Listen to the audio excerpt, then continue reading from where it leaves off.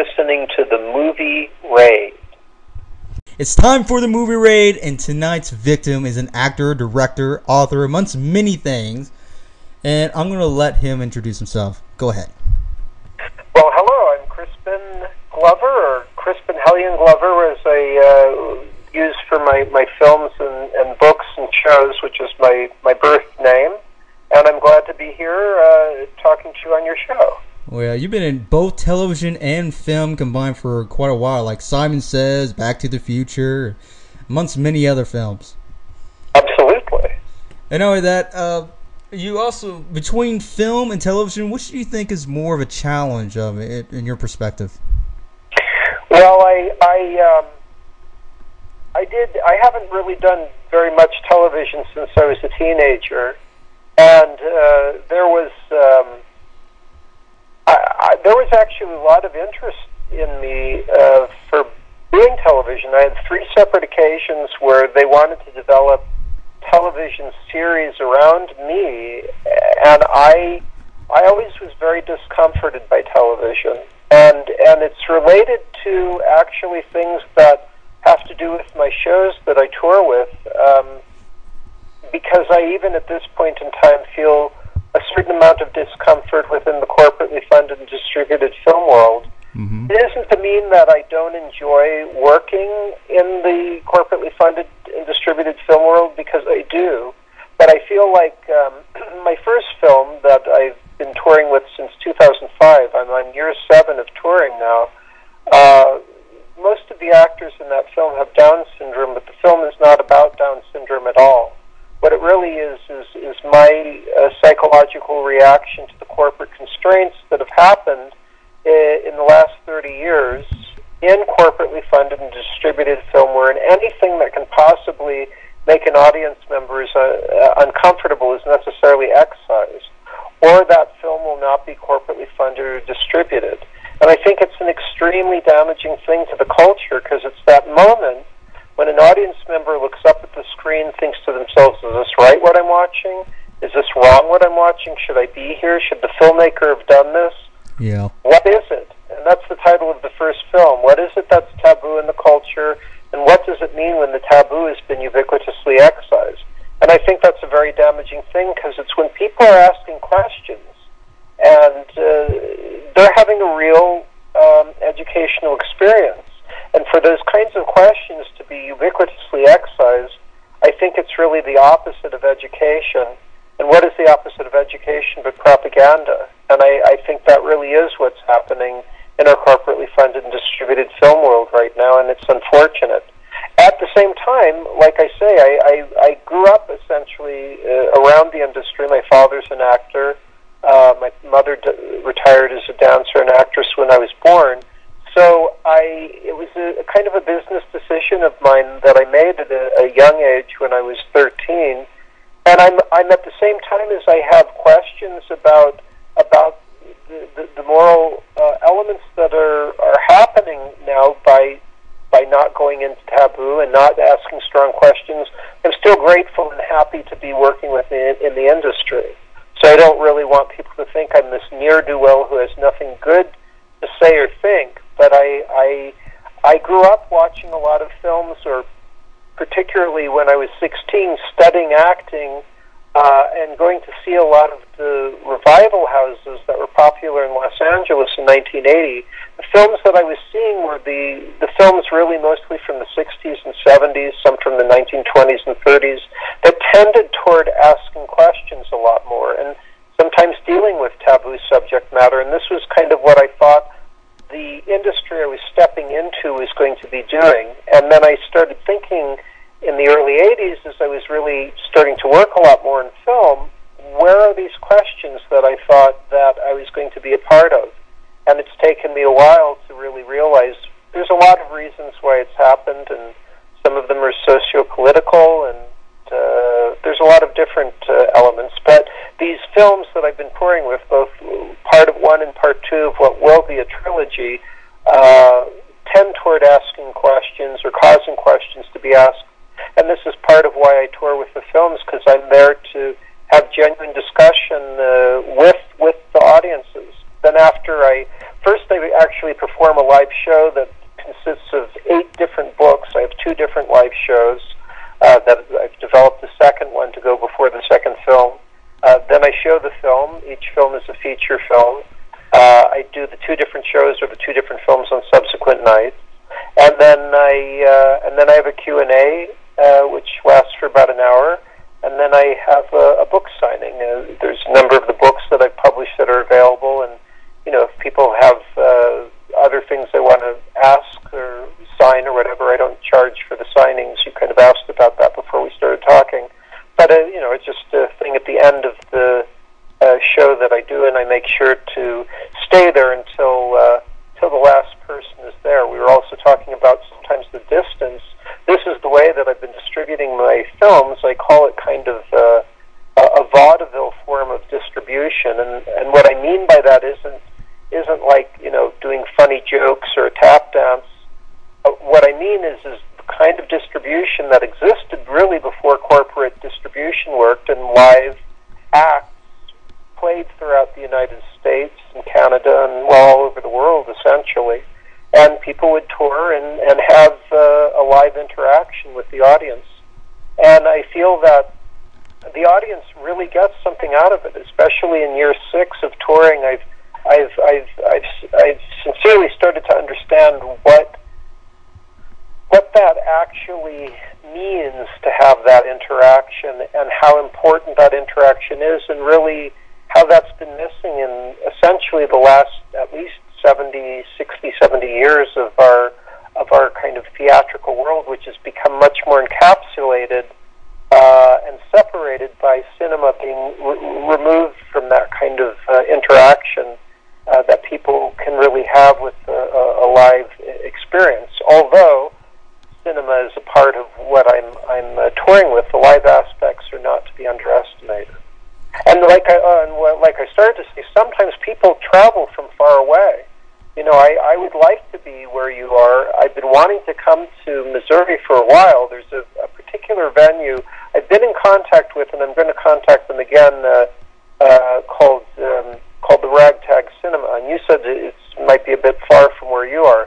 But my experience is I've had people, I'm not saying that people should do this, but I have had people drive for overnight and, many hours at a time, or fly in, and it's really something. I'm quite impressed by sometimes the dedication people have, and again, really ultimately very grateful to all the people that come to the shows, because that's the way that I've been essentially recouping on the investment that I've put into making these films.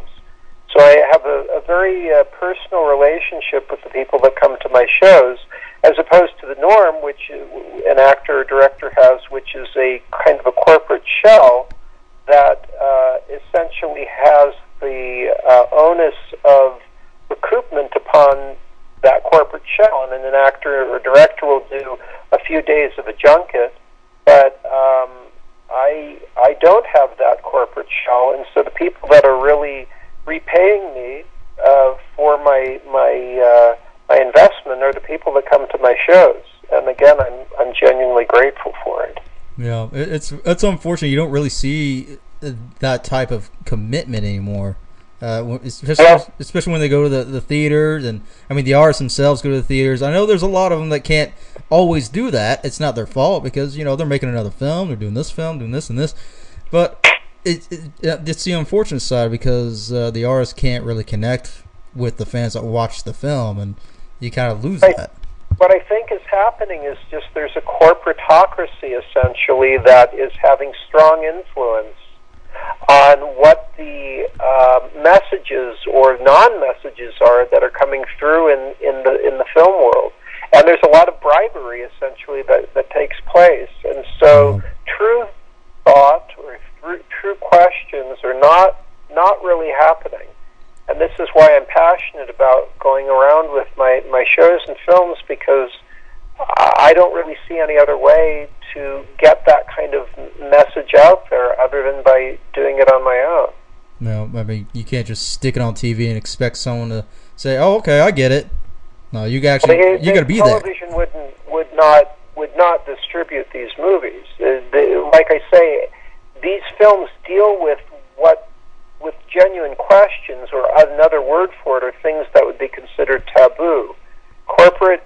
Not only would television not corporately well distributed, nor would corporate film distribution companies. I mean, to be fair, there are smaller companies that would have distributed my films, but what that would have meant they would have released them theatrically in, say, LA, San Francisco, New York, Chicago, Seattle, and maybe one or two other cities, and then it would have gone out to DVD. But I was sincerely and am sincerely interested in bringing it out to places that are not normally where these kinds of films are distributed. And I've been all over the world and all over the country, and again, I'm on year 7, and I haven't gone everywhere that I intend to go. Unfortunately, it's always got to be about money, because a lot of these artists that do something like this are always constantly restrained. They can't get. It's like if a certain scene or a certain ending that they wrote, and it automatically gets cut because either the company that makes the film or shells out the cash for it, they don't agree with it. They'll just cut it out and not allow that artist to show what wants to be shown on the screen. Well, and essentially what it means, I remember somebody saying to me, OPM, other people's money, kind of trying to say to me, you shouldn't invest in your own films. And I immediately said back, that's OPI, other people's ideas. If you're going to get something across to people, at this point in time, you must fund it yourself. And at this point in time, you must distribute it yourself. If you're going to distribute or get funded by a corporate entity, you're going to be giving the ideas that are in the interests of those corporate entities. There's this new kind of movement that's come around, which I realize it's not exactly the same thing, but there is something related to what particularly my first film was reacting to. And mind you, the first film I started shooting in 1996, but I was reacting to something that was very specific, and this new movement is this Occupy movement. And I know sometimes there are people that don't like the sound of it, or it can mean a lot of different things. But what I am noticing that Occupy movement is doing that's related to what my first film is protesting, essentially, is this.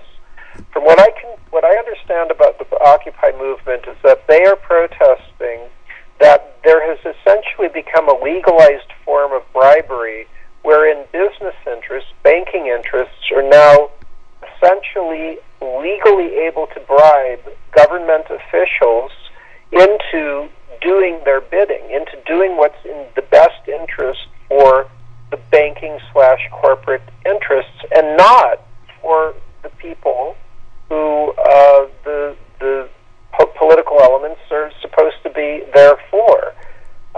What I noticed with my own film, what is it, as I was expanding it from a short film into a feature film, is that really, in a related way, the corporate interests that are funding and distributing feature films are imposing what is in their best interest into what the messages of the films are about. And if there's anything that can really cause questions, that would ultimately cause an educated and thoughtful populace that would question corporations themselves, this is something that's excised or not funded and not distributed in film and television and media in general.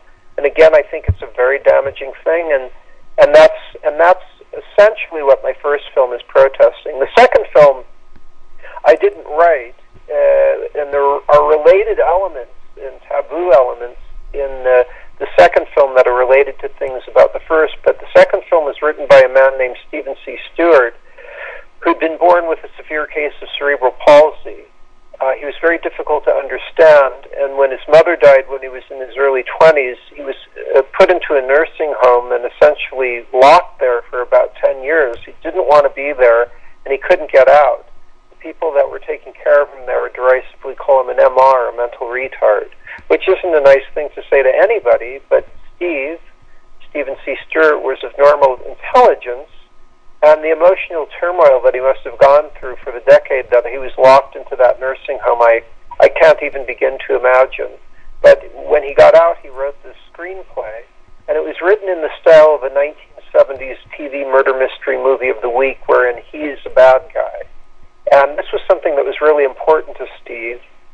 He was somebody that was he did have a disability, and this film is about a bad guy, a character that's a bad guy that has a disability, but the emphasis here is that he's a person with a disability as opposed to the emphasis on a disability. And a person can have dark thoughts. And it is very important to Steve that people understand that a person with a disability can have dark thoughts, and he does particularly dark things. And this film is really, when the whole trilogy is done, It Is Fine, Everything Is Fine, which is the name of the second film. That will be the best film of the whole trilogy. But not only that, I feel like it will probably be the best film I'll have anything to do with in my entire career. And it really essentially has to do with a kind of an emotional catharsis that happens with the Stephen C. Stewart character. But I don't mean to dismiss What Is It, because I'm very proud of that film for different reasons. It's just that this emotional catharsis I put on a very high level. But these films and live shows that I perform, which are from old books that I've taken from the 1800s and reworked and turned into different books, which are heavily illustrated. And these images of the books are projected behind me, and then I perform a 1-hour dramatic narration of these 8 different books. And I've been doing this quite a lot in the last 6 years, and it's become a very important thing for me to do. It's hard to describe as to exactly how important I've realized it is for me to continue to do this. It certainly doesn't have the same kind of corporate reach that when I'm acting in a corporately funded and distributed film does, but I can tell that in the long run these things are probably far more important in certain ways than the corporate work that I've done. Mm-hmm. Would you also take this method towards music as well? Because you're also into recording music as well. Well, I recorded an album way back in 1988, and that was corporately released. Ultimately, it was recorded and produced by Barnes and Barnes, which I enjoyed making the record, and there was a concept behind it, and I'm proud of the record. Actually, strangely, I publish my own books, and I first started publishing. The first book I published was back in 1988, called Rat Catching, and I published had the record album come through a corporation called Restless Records in 1989. At the time that I had sold approximately the same amount of books, which I'd self-published, as I had with the record, I bought in a lot more money from my books because I published it myself. At this point in time, I've sold far more books than records, and it was an early lesson to me about self-producing my own work, and that it was an important thing to continue to do. Now, I mean, I've made most of my living by far corporately as an actor, and there is certainly something compelling about the way corporations are able to gather together for a certain idea and bring something out in mass. A corporation does not have to be a bad thing. It just means a group of people getting together to bring something out. Unfortunately, what I think often is happening now with corporate interests is that it's ending up having negative impact on that which is expressed in art. It can be very good for finances, or it can be very bad for finances. It just depends on how it weighs. With my own personal books and my own personal films, I'm finding that for me right now, it's better to be doing it with my own financing and going out to people and having the direct relationships with the people. It doesn't mean I would always go that route. I believe it's possible at some point in time my own interests may align with corporate interests. There are times when corporate filmmaking did go into questioning and fossil films, like someone like Stanley Kubrick, who's one of the most thoughtful, intelligent, questioning cinematic filmmakers that there's ever been. And not only was he working in the corporate film system, but he was working in the studio corporate film system, the most corporate of all. And these films are incredible. So there's a waxing and waning of times when films can, or when corporations have more influence and less influence on what the creative questioning that's going on in films. And right now, I feel like I'm specifically saying in the last 30 years, there seems to be more of a waxing in the control that's happened within corporate filmmaking, and I feel like less questioning is happening right now. It doesn't mean it will always be like that, but I feel like right now it's pretty much like that. But, you know, I've worked in the corporate film world for many years now, more than 30 years, and I'm glad to have been a part of it, and I expect to have good experiences in the future with it. But I also feel like it's important to be vocal and questioning about these kind of controls that are currently happening, hopefully to have positive influence on the kind of questioning that can happen in corporately funded and distributed film. Yeah. Tell us a little bit about the tour again, real quick, because you're about to hit the road, what, tomorrow or something? Yeah, tomorrow.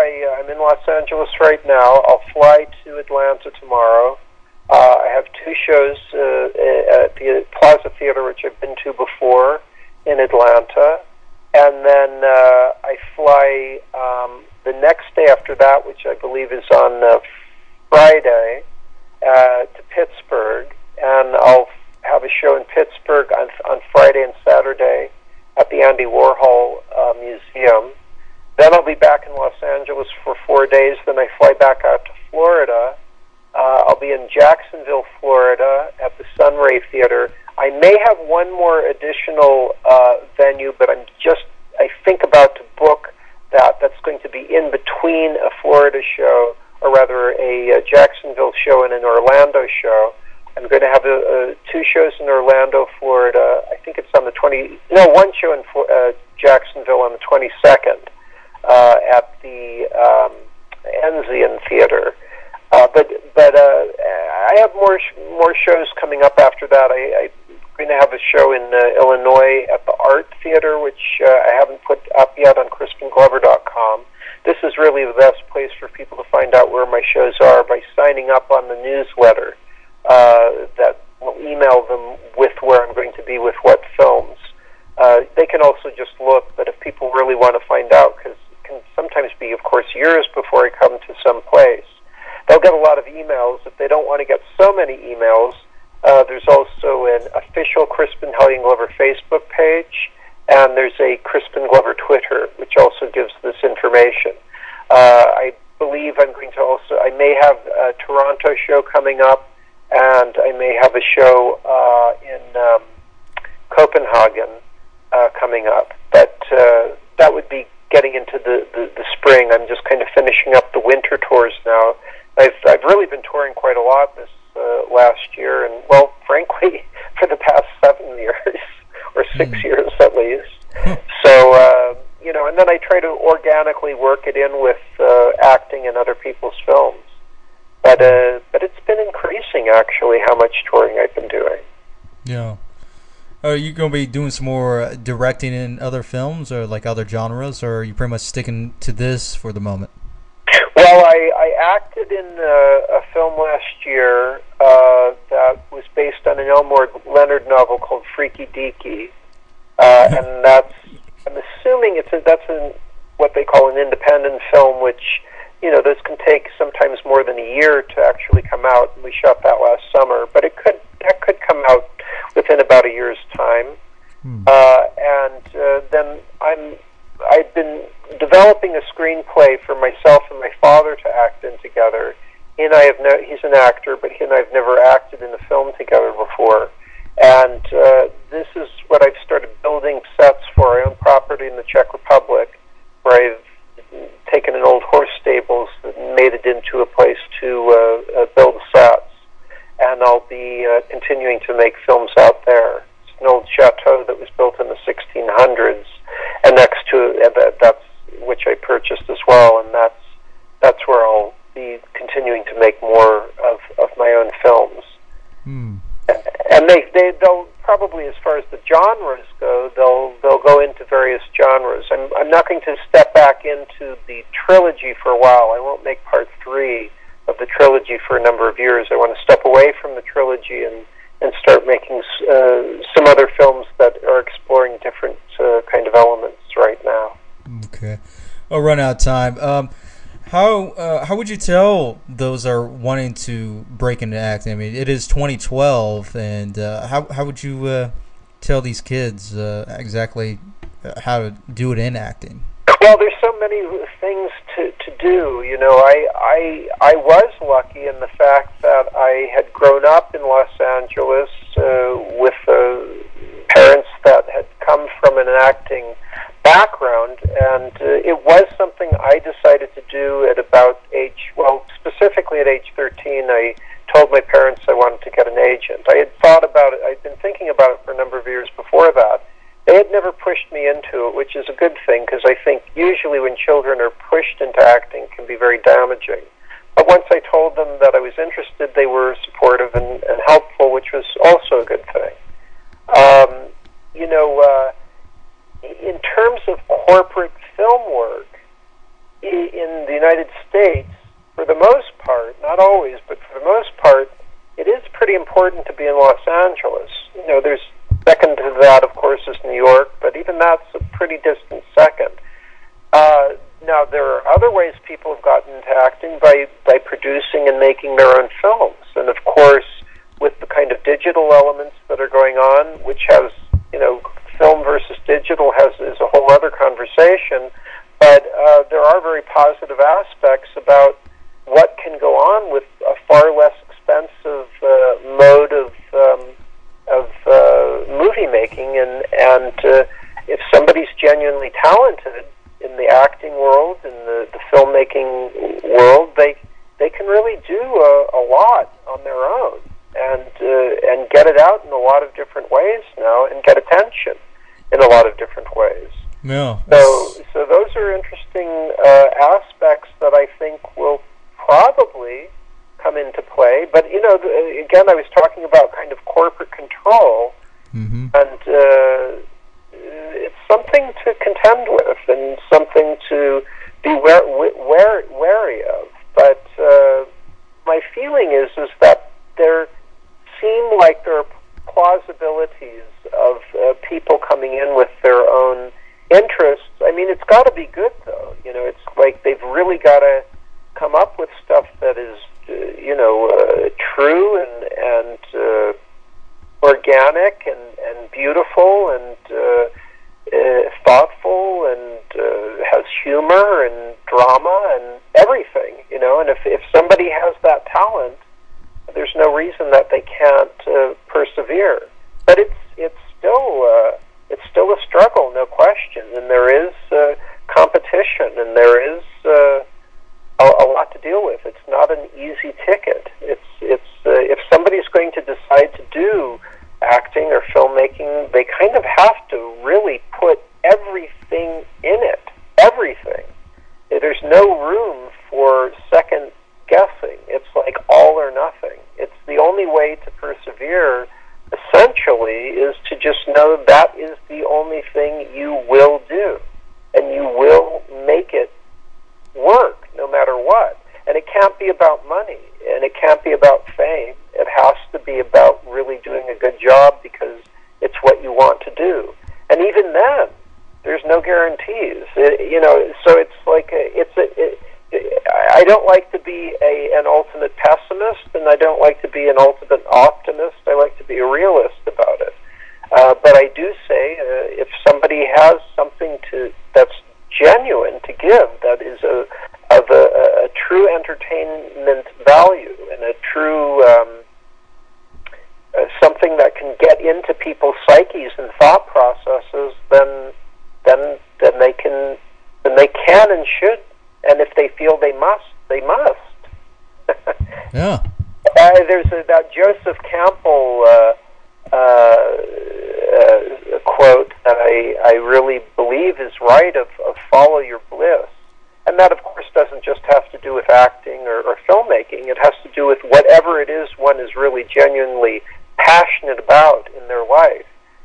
One must do that. I believe in that totally. Yeah. And there you go. That's Crispin Glover, actor, author, director, and much, much more. Well, I really appreciate it. Thank you very much for having me. Oh, anytime, man. You're definitely coming back, man. Maybe like what? 2 months after the tour and so forth. Yeah, well, I'll be touring for a long time. So, if you want to do another a follow-up one in a number of months, in 6 months or something, just email me, and maybe I'll be down in Ragtag Cinema by then, or you'll know of a good. If you know a good venue. That's something I'd like people also to know. If there are people that want me to come out to their area, I think people often think I'm this kind of like mastermind saying, I'm going to go to, Belmont, wherever. It's not how it works. It very much has to do with which cinemas are available and interested in having me come. And I've had multiple shows happen because people go to their local independent theater and say, I know Crispin Glover does these shows, and he says that he'll come out here if you can email him. It's very important that they email me, because often these entities will, if I contact them, they'll try to get me to rent their theater at very high rates. Whereas if they contact me, it means they'll be willing to do a split, which is how I conduct the box office operations for my shows, and it makes it feasible for me to be able to do it financially.